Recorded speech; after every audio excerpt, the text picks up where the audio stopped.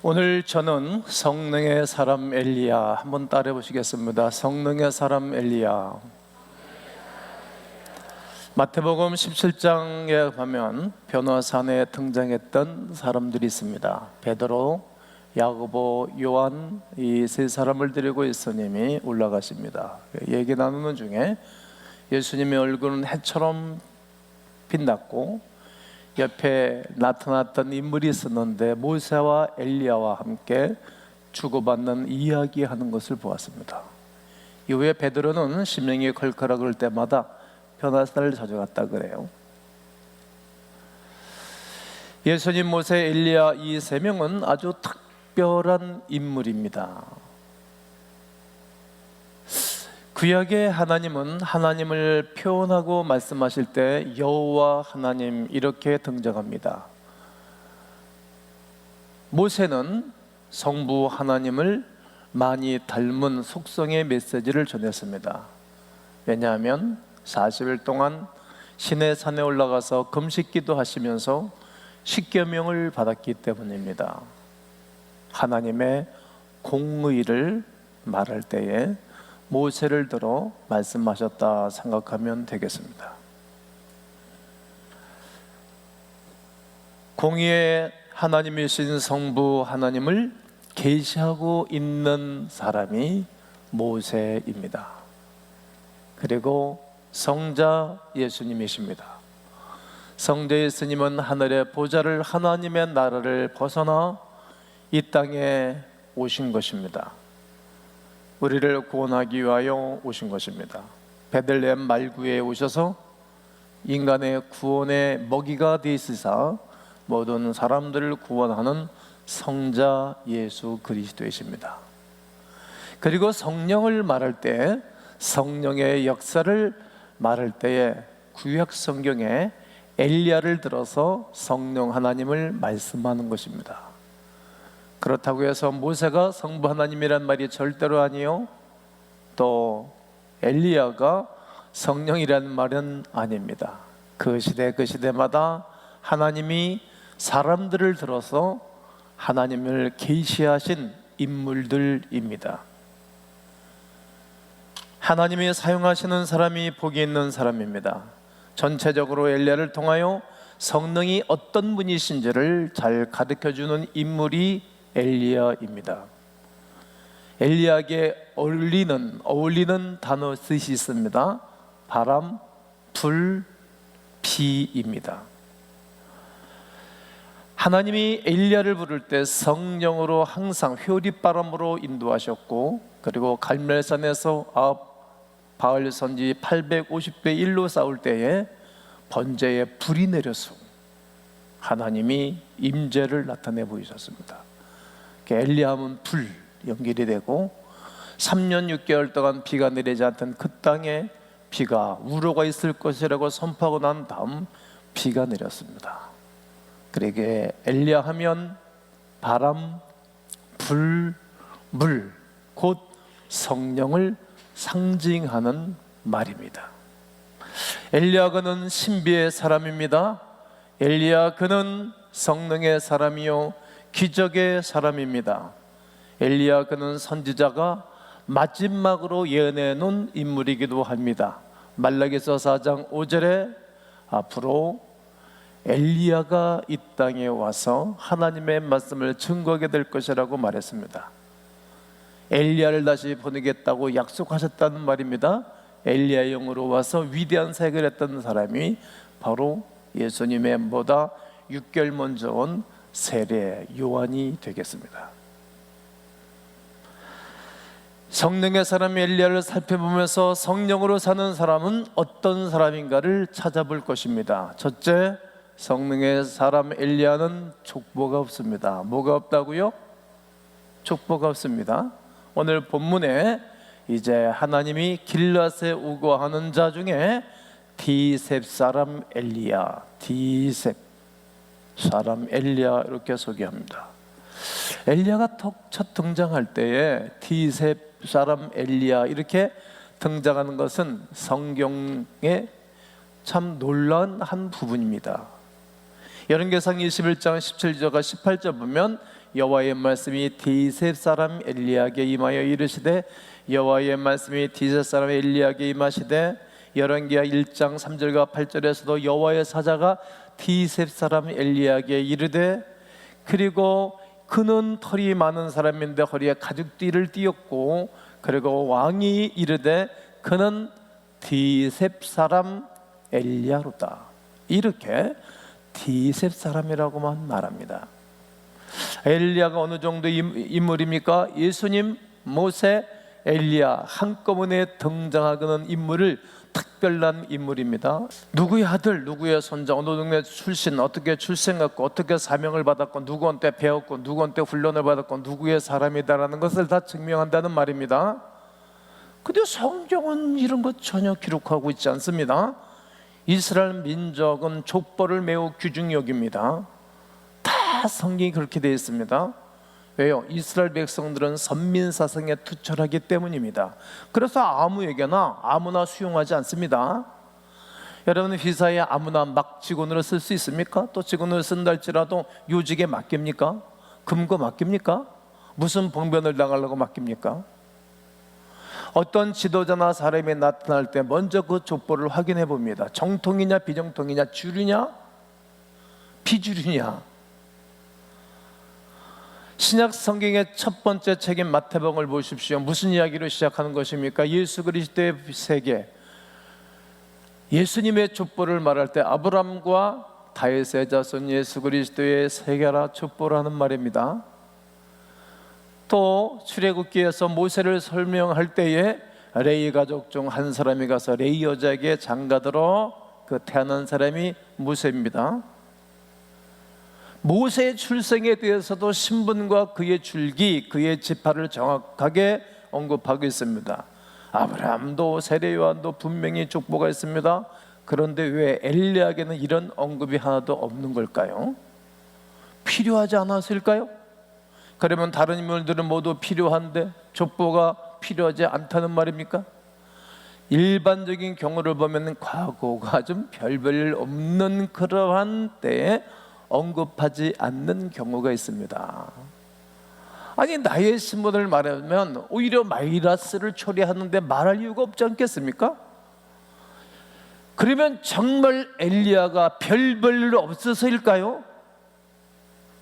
잘 모르겠습니다만 저는 묵상하기를 엘리야는 좀 아무것도 내놓을 것이 없는 자랑거리가 없는 분일 거다 이렇게 생각을 했습니다. 성령의 사람은 때로 이런 특징을 갖기도 합니다. 갑자기 등장하는 것입니다. 인물이 그 시대에 맞게 갑자기 등장하는 것입니다. 그 시대가 어느 시대입니까? 엘리야 시대에는 악했던 왕 바로 왕이 얼마나 악했습니까? 제가 오래전에 기도한 적이 있어요. 하나님 왜 이렇게 악한 사람을 오래 기록합니까? 다윗에 대한 이야기가 성경에 많이 있잖아요. 그 반면에 북이스라엘의 왕족 가운데 이 아방과 이세벨이 얼마나 악한 사람들인지 몰라요. 목사 80면 목을 잘라버릴 정도로 악한 사람이니까, 하나님이 안 보이는 사람이니까 왜 이런 사람들을 길게 남겨두는 것입니까? 야, 이렇게 사는 사람들은 망한다 니들. 또 이렇게 살아갈 때 담대한 사람, 믿음의 사람들을 세워서 하나님은 그 시대를 말한다, 맡긴다, 가르쳐주는 것 아닙니까? 악한 왕 시절에 족보도 없고 화려하지 않는 사람 엘리야가 등장해서 위대한 색을 감당한다는 거예요. 엘리야를 향하여 어느 출신이냐 묻지 마십시오. 그의 학벌, 소서, 무엇을 한 인간이냐 말할 필요도 없습니다. 그냥 디셉 사람 엘리야로 족한 것입니다. 그냥 가운교회 목사로 족한 것이고, 가운교회 장로로 족한 것이고, 그냥 가운교회 성도로 족한 것이지. 그냥 대한민국 사람으로 족하고, 그냥 강릉금시 참여응파 33대 손으로 그냥 족한 것이지. 부를 필요도 없고, 그냥 너나 잘하세요, 너나 잘하세요. 그냥 자기 일만 하면 되는 것입니다. 성경이 엘리야에 대해서 아무런 말을 안 하고 있다는 것입니다. 성령의 사람은 족보가 필요치 않습니다. 화려한 이력서도 필요치 않습니다. 성령의 사람은 바람처럼 나타나서 바람과 함께 살다가 바람과 함께 사라져 가는 사람입니다. 그것이 인생입니다. 여러분, 하나님의 사람은 하나님의 성령의 바람과 함께 구원의 역사에 동참하고 구원을 받고 성령 하나님의 일을 하다가 이 땅을 떠나가는 거예요. 이 땅에는 남겨놓은 것은 뭘 남겨놓은가? 하나님의 하시는 일들을 남겨놓고 가는 것입니다. 바람이 임의로 불매 네가 그 소리는 들어도 어디서 오며 어디로 가지 못하느니라 니고데메에게 주님이 말씀하신 것입니다. 성령의 사람 엘리야를 보면서 은혜를 받습니다. 바람처럼 나타나서 바람처럼 함께 살다가 바람처럼 이 땅을 완전히 그냥 조용히 떠나가는 사람입니다. 열왕기하 2장 1절과 11절에 보면 여호와께서 휘오리 바람으로 엘리야를 하늘로 올라가셨다는 것입니다. 11절에 두 사람이 길을 가며 말하더니 불사라와 불병거들이 성령의 불로 역사하셨고 휘오리 바람으로 하늘로 올라가셨도다라고 기록하고 있습니다. 이 땅보다는 하늘나라 영원한 천국이 더 크고 놀라운 세계인을 안지라 그는 이 땅을 떠날 때도 울고 찡찡하고 뒤를 돌아보지 않고 이 땅에 연연하지 않았다는 사실입니다. 어디서 와서 어디로 가는지 알지 못하게 그냥 가버리는 것입니다. 성령에 사로잡혀 성령을 이끌러 살다가 성령과 함께 마지막 주 앞에 서는 그날 최고의 아름다운 주의 충성된 종으로 남게 되는 엘리야의 거룩한 삶이 나는 여러분과 저의 삶이 되었으면 좋겠습니다.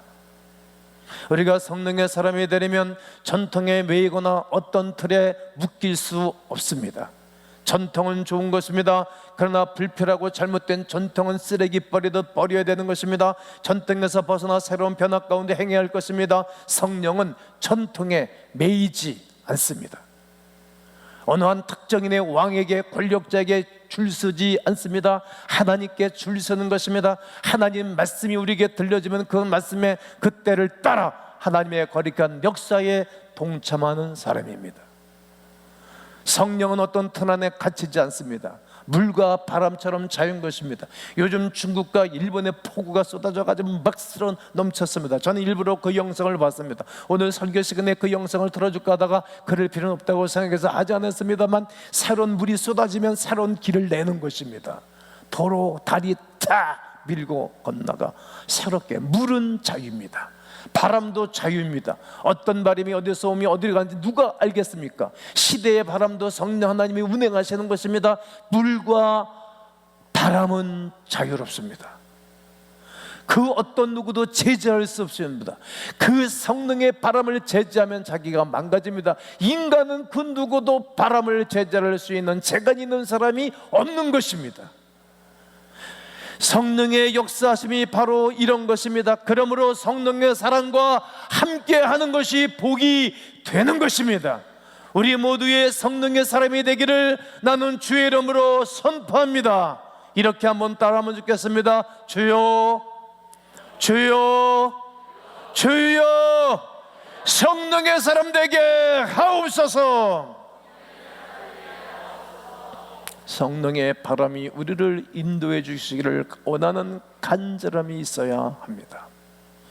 또 성령의 사람은 항상 담대합니다. 어떻다고요? 담대합니다. 엘리야는 담대했지요. 오늘 1절에 보게 되어지면 디셋 사람 엘리야가 아합에게 말하되 아합은 암왕입니다. 선왕이라면 괜찮지만 구약 성경에 왕정시대에 이렇게 악한 왕은 없습니다. 그 마누라 이세벨은 더 악했어요. 이 조그만 포도밭 하나 부모들로부터 조상들로부터 상속받은 그 땅을 뺏어가는 사람 아닙니까? 나봇의 포도원을 뺏어갈 정도로 99삼저기가 한선지기 농사꾼을 뺏어간다는 거 아닙니까? 91머리 양을 기르는 사람이 한 마리 양을 뺏어가는 것 아닙니까? 하나님의 사람이 다윗에게 가서 말씀한 내용 아니겠습니까?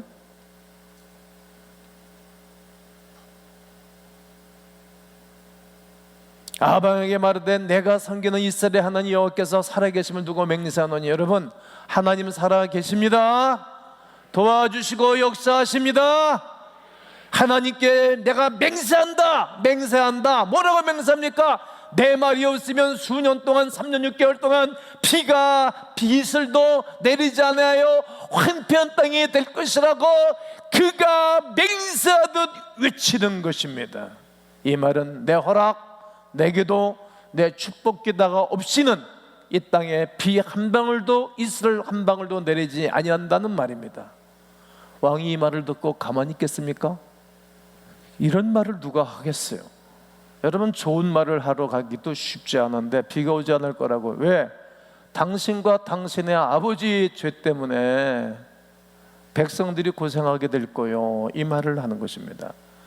자신의 말이 없으면 비가 내리지 않는다고 독수리를 퍼부었으니 살아남겠습니까? 죽이라고 명령하지 않습니까? 아방 앞에 서서 담대하게 자신의 소신을 밝힙니다. 담대합니다. 쉬운 일이 절대 아니겠지요. 목숨을 내놓지 않으면 불가능한 일 아니겠습니까? 18장 18절에 그가 대답하되 내가 이스라엘을 괴롭힌 것이 아닙니다. 내가 왜 백성들을 괴롭힙니까? 여러분, 내가 여러분 괴롭힙니까? 목사가 성도들 괴롭힙니까? 언뜻 대신방하면서 이 시대 무슨 대신방입니까? 그러나 기도하면서 주님이 나에게 번뜩번뜩 지혜를 주고 가르쳐 주시니까 하는 거죠. 그게 괴롭히는 겁니까? 여호와 앞에 나와서 말씀을 청정하면 살고 영원히 살리기 위해서 하는 일이죠. 당신과 당신의 아버지 집이 백성들을 괴롭게 하니 이는 하나님 말씀을 버렸고 바알들 이방신을 섬겼기 때문입니다. 담대하게 아무 앞에 말합니다. 이렇습니다. 성령의 사람은 할 말을 하고 담대한 사람입니다. 비겁하지 않소. 하나님 한 분 외에는 무엇을 두려워하지 않습니다. 성령은 진리의 영이요 하나님의 영이시기 때문입니다. 그 성령이 요한복음 16장 8절에 보면 그가 와서 죄에 대해서 말하는 거예요. 믿음에 대해서 말하는 거예요. 믿음 생활 이렇게 하는 거라고.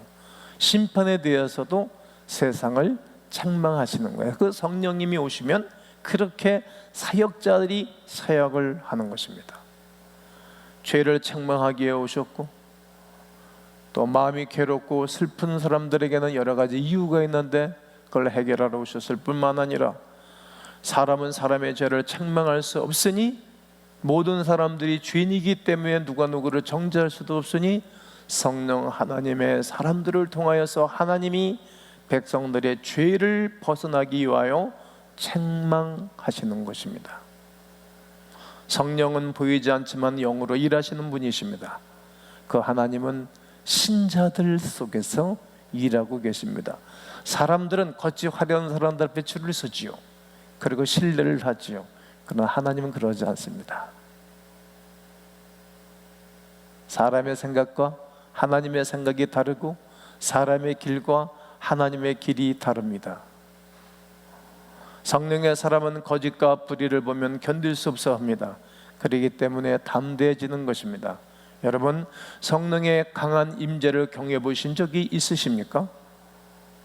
성령님이 마치 방망이로 내 몸을 때리듯 마음을 두들겨 패고 내 마음이 괴로워 견딜 수 없는 적이 있으셨습니까? 그러면 여러분 아주 좋은 것입니다. 여러분, 지금도 여러분의 마음이 뭉클뭉클하고 마음이 강해지고 아파지고 여러분 요동합니까? 심장 박동에 대해서 제가 지난주에 이 노변담을 했습니다. 심장이 박동한 적 있습니까? 그러나 사랑할 때 박동합니다. 하나님을 사랑하고 하나님이 나를 사랑하시면 박동을 하는 것입니다. 흥분하는 것입니다. 성령의 역사가 있으면 회개를 시키고 회개가 터져 나오는 것입니다. 아파서 죄성스러워서 부끄러워서 말이죠. 그리고 죄를 토설해버리고 나면, 그리고 성령을 사모하면 성령이 임하시고, 그리고 그가 강한 사람으로 바뀌어져 가는 것입니다. 사도행전 1장 8절에 오직 성령이 너에게 임하시면 너희가 권능을 받고 예루살렘 사마리아 땅끝까지 이르러 내 증인이 된다고 말하지 않습니까? 권능을 받는 것은 무슨 능력을 말하는 것입니까? 복음을 증거하는 소식입니다. 기쁜 소식을 전하는 것입니다. 예수 그리스도를 증언하게 되는 능력입니다. 예수 그리스도의 죽음에 대하여 분노하는 의로운 분노가 일어나야 할 것입니다. 예수 그리스도를 증거할 수 있도록 내 속에서 담대함을 주시는 분이 계신데 그분은 성령 하나님의 역사하심입니다. 예수 그리스도가 어떤 사람들에 의하여 죽었습니까? 로마의 왕의 정치하에, 그리고 이력이 화려한 옷도 제사장들 대제사장 옷이 얼마나 화려합니까? 저는 요즘 일부러 가운을 안 입고 설교합니다. 여러 가지 이유가 있습니다. 제사장의 옷은 이마서부터 머리서부터 옷서부터 전체가 화려했습니다. 그런 사람들이 예수를 죽였다는 거예요. 12 제자 중에서도 질똑똑하고 계산 빠르고 마음 중심이 주님을 사랑하는 사람이 아닌 가룟 유다가 예수님을 팔아먹었다는 것입니다. 십자가에 죽게 했습니다. 이 죽음에 대하여 분노한 사람들이 없었습니다. 베드로가 분노했습니까? 어떻게든 자기는 출세하려고, 예수를 빙자하여 돈 좀 벌라고, 예수를 빙자하여 이 땅에서 자기가 출세하여 예수님 왕이 되시면, 이 땅의 왕이 되시면 자기는 2인자 국무총리하고 싶어서, 자의정, 우의정 싶어서 예수를 따라다녔던 것입니다. 우리 예수님, 우리 랍비를 누가 때려 죽였나? 불통을 터뜨리지도 않습니다. 누가 예수님의 죽음에 대해 분노한 사람이 있었습니까? 아무도 없었습니다. 정치인들 왕에 의하여 하늘의 왕, 영원한 왕이 죽습니다. 그의 제자들도 처음에는 아무 소리 하지 못하고 쥐죽은 듯이 가만히 있는 거예요. 죽을까 봐. 그러나 그들에게 성령이 임하고 난 다음 용기가 생겼습니다. 완전히 달랐습니다. 하나님의 아들 예수 그리스도가 죄인들의 손에, 왕들의 손에 죽임을 당하고 교회 말살 정책을 피는 그 왕들에게 분노하기 시작해서 항거하기 시작하는 것입니다. 죄를 폭로하기 시작하는 것입니다. 그리고 회개를 촉구하는 운동이 제자들을 통하여 일어났던 것입니다. 성령의 사람 엘리야를 보십시오. 그 누가 말릴 수 없습니다. 진리를 위하여 목숨을 아끼지를 않습니다. 악한 왕 앞에 담대하게 나가는 모습을 우리가 보게 됩니다. 하나님의 거룩한 능력이 그에게 임하니까 세상 왕이 무섭지가 않은 것입니다. 주님은 마태복음 10장에서 예수님을 파송하는 파송장에서 너희들은 너희 육신을 죽이는 자를 두려울 것이 아니라 너희 영혼과 너희 육체까지 죽일 수 있는 자 하나님을 두려워하라고 말했습니다. 이 위대한 사실을 성령의 사람이 되어서 깨닫고 난 다음에 엘리야는 바르게 담대하게 이스라엘 역사 속에 제일 악했던 왕 아합에게 말하는 것입니다. 사랑하는 성도 여러분, 우리에게 이런 담대함이 있으십니까? 오늘 이 시간 이렇게 소원하며 기도하고 외쳤으면 좋겠습니다. 한번 외쳤으면 좋겠습니다. 주여 담대하게 하옵소서. 그런 의미로 우리는 성령의 사람 엘리야처럼 성령으로 충만함을 위해서 기도하고 그 은혜와 능력으로 담대하여 또 하루를 살고 일주일을 살고 남은 생에 성령을 표현하는 바람, 불, 물, 바람처럼 이 땅에 오셨다가 바람처럼 사역하다가 바람처럼 이 땅을 떠나간 엘리야처럼 바람이 됩시다. 이 시대의 바람이 됩시다. 이 시대의 바람이 됩시다. 이 거룩한 내가 여러분 모두에게 있기를 주 예수의 이름으로 축원합니다.